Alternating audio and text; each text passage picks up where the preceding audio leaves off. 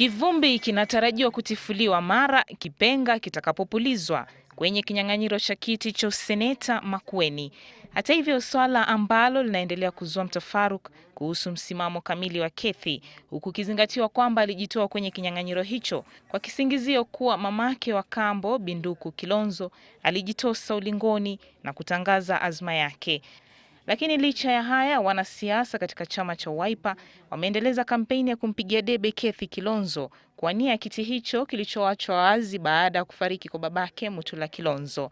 Akizungumza katika shule ya msingi ya Malivani, kaunti hiyo, seneta wa Machakos Johnson Muthama alidai njama ya mahasimu wake kisiasa kuhusika kutaka mama na mwanae kuwania kiti hicho katika miungano tofauti ya kisiasa. Sisi ni sungura wa chanja, na wale walikuwa wakigawanya jamii ya Wakamba na wakajaribu wakafaulu.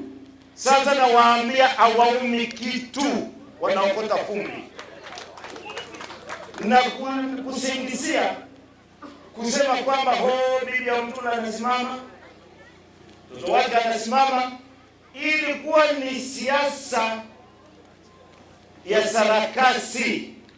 Walifikiri sisi ni vipofu, eti wao watachukua bibi ya Mutula huko na sisi tuchukue bibi mtoto wa Mutula huko, tuanze kutukanana.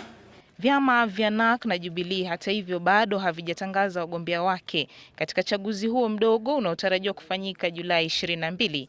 Kethi Kilonzo alipata umaarufu katika kesi ya kupinga uchaguzi wa matokeo urais uliowasilishwa katika mahakama ya juu zaidi nchini na muungano wa CORD ambao alikuwa wakili wa muungano huo. Daisy Opar, Citizen Nipashe.